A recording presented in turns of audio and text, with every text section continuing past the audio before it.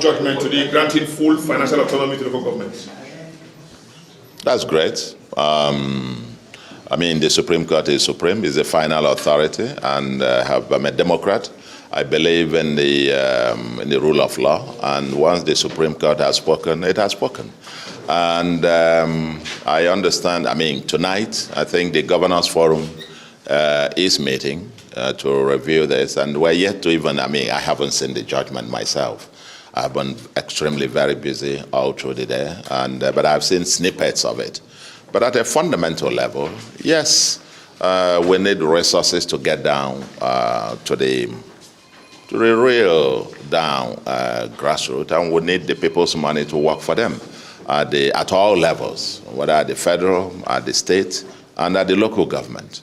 We need the people's money together. We need to promote accountability. We need to promote transparency in the utilization of public resources at all levels to be able to lift the burden of the common man. Now, the President said this afternoon that the implication of the judgment is that only elected councils will be able to control resources at that level. Where does this leave states like yours that don't have elected local government councils? Well, certainly, I mean, when I was elected in office, that's one of the things I promised our people, because in Anambra, we haven't had, I think, to be honest with you, I think the first local government election that was had was in 1998 or something thereabout.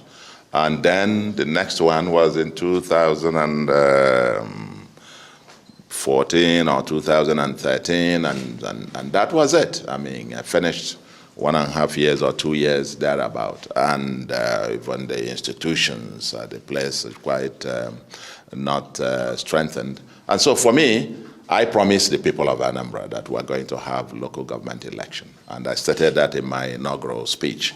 We've just passed the Independent Electoral Commission law of Anambra State, and we're putting together the institutions to be able to organize that. It's a promise I made to the people, a promise I am serious about keeping.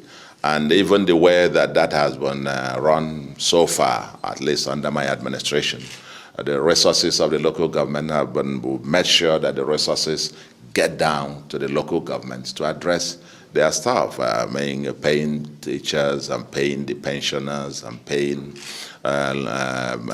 primary health workers and so on and so forth.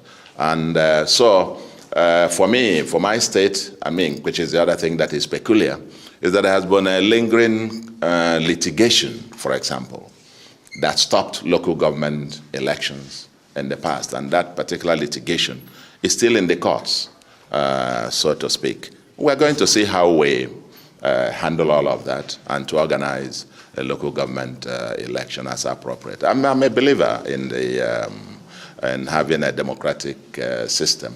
Like I said, I made a firm commitment to that, and I don't say what I won't do. Yes, and the government